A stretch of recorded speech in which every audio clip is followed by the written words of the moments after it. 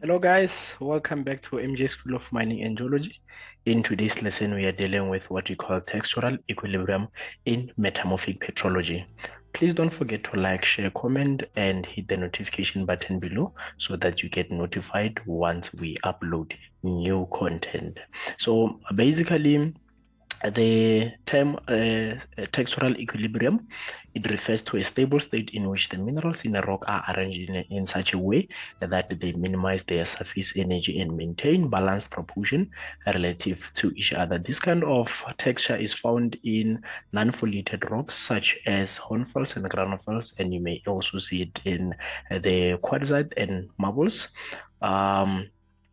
Wherein the rocks, they show what you call the granular texture.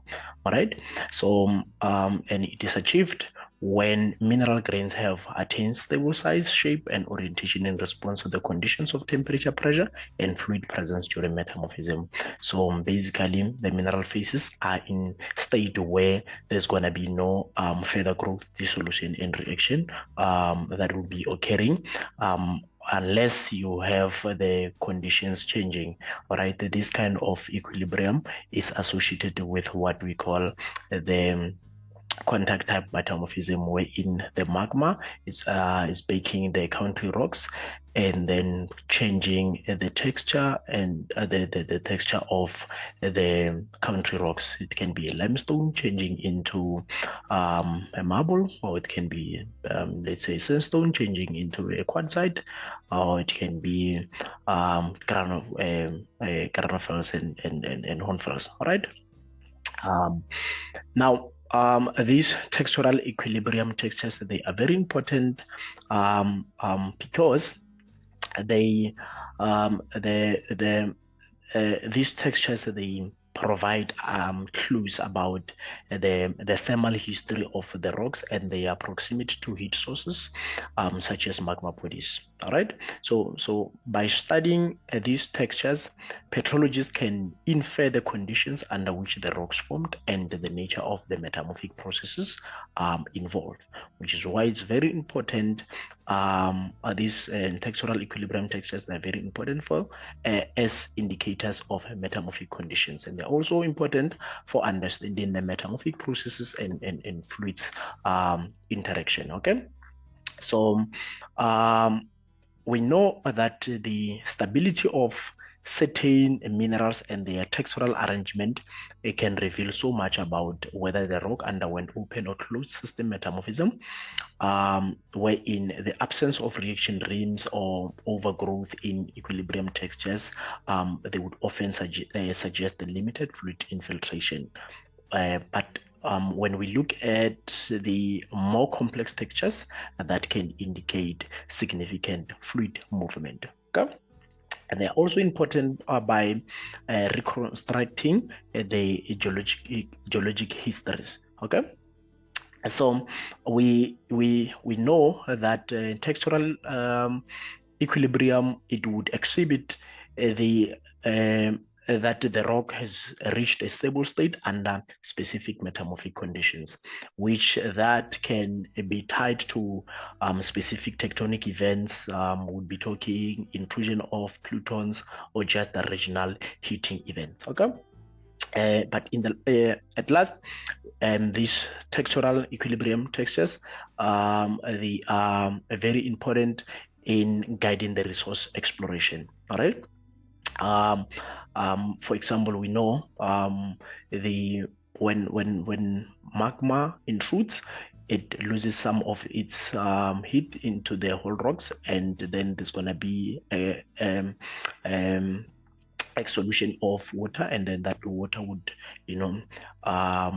be concentrated at the top, what you call the carapace, and then because of the pressure, they're gonna, fracture the surrounding rock, especially the top part, and then forming what you call the micro microwaves, or what we call the small fractures, right? And then those the water would now pass through those small fractures. Now, because it's still hot, it will now be dissolving some minerals from the components from the host rocks. And then, as long as physical and chemical conditions are met, the fluids, the minerals within, or the components within the fluid will be transported for as long as it takes until we change physical and chemical conditions. All right, usually that it relates to what you call scan deposits. So scan deposits are very important deposits. So the understanding textural equilibrium can also help us to find the scan deposit, which they form through the metasomatic processes just near the igneous intrusions. Okay.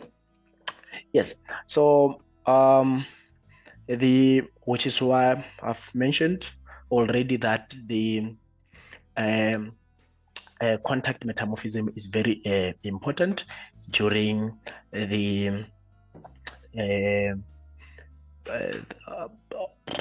or rather the textural equilibrium is associated with what you call contact metamorphism. And we know that contact metamorphism, immediately when we have got the rocks, the country rocks, which are or that are subjected to high temperatures due to their proximity to this igneous intrusion. Okay. And then the heat from this magma,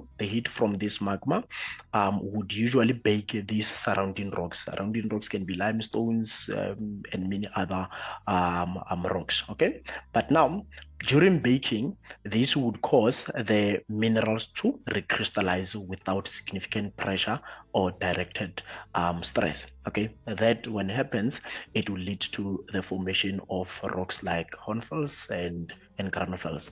And then these are the main rocks which are characterized by their textural equilibrium. That is to say, they have what you call the apparent 120 degrees. All right, they've got these apparent 120 degrees. All right, that is what you call textural equilibrium, and this is what we call the granular texture. Okay, it's what you call granular texture, which is a typical of the non-foliated rocks. All right, because now the minerals, they do not have the preferred orientation, but they are randomly distributed. So for example, if we were to look at the Hornfels, for example. Okay, we know that the Hornfels are fine-grained and non-foliated metamorphic rocks. Basically, these rocks, they formed under low pressures.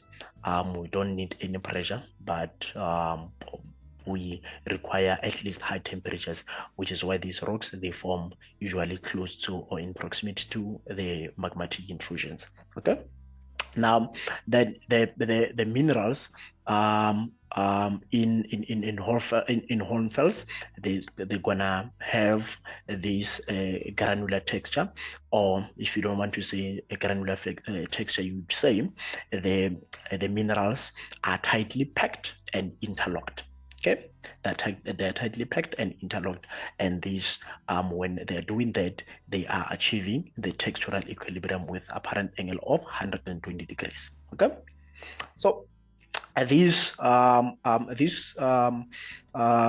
textures, they are very important, for example, also in the Bushveld complex, because we know that the Bushveld complex intruded into the country rock of the Transvaal supergroup. So we are likely to see the textural equilibrium with apparent angle of 120 degrees within our thin sections when viewed under petrographic microscope. Okay, so we're still on the Hornfels. So for example, now because there is little, we don't have so much of the directed stress, then we expect the mineral grains to form what we call the equidimensional shapes. Okay, if you can check, they form what you call the equidimensional shapes. Okay, or if you don't want to say that, you can say polygons. You can say polygons. Okay, you can say polygons. Okay, and they would be uniformly distributed. You can see that they are uniformly distributed. So the minerals crystallize in such a way that they achieve minimal surface energy, which is usually indicated as the textural equilibrium.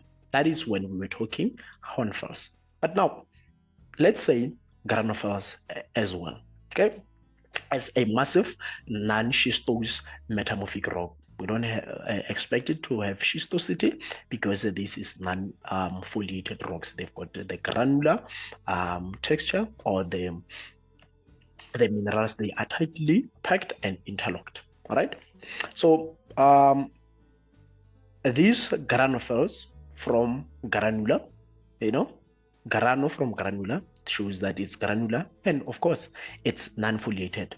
Okay, so as the same way as Hornfels, the Granofels, they would form under the conditions where the temperatures are high but the pressures are low. That is typical of the contact type metamorphism. Okay, then the heat as well will cause the usually what you call the recrystallization of minerals. Then those minerals, when they recrystallize, they would recrystallize into an interlocking mosaic. Okay, they would crystallize into the interlocking mosaic. Okay, then of what? Of the equi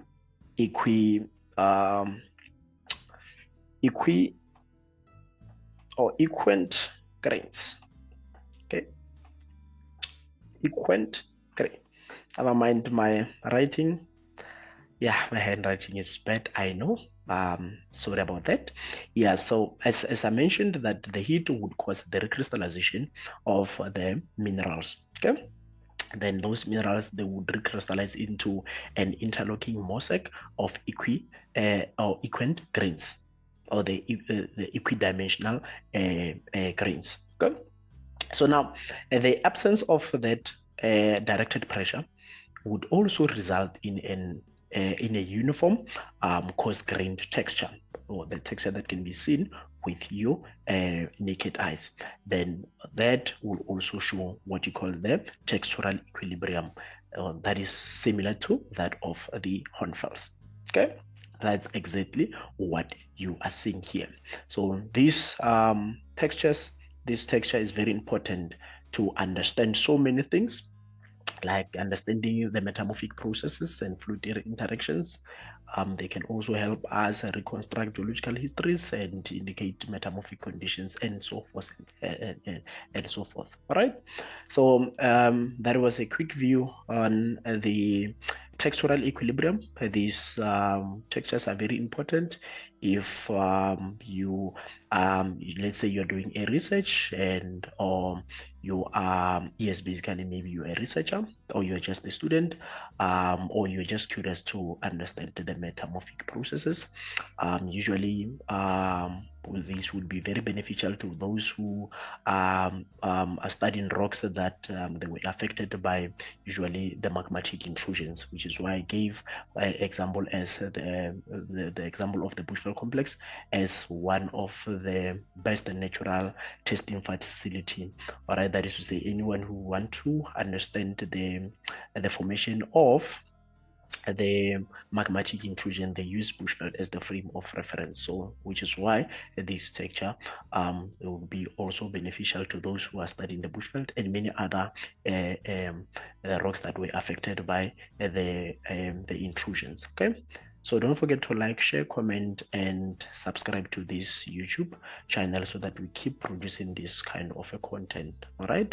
And I always like to say, until next time, cheers.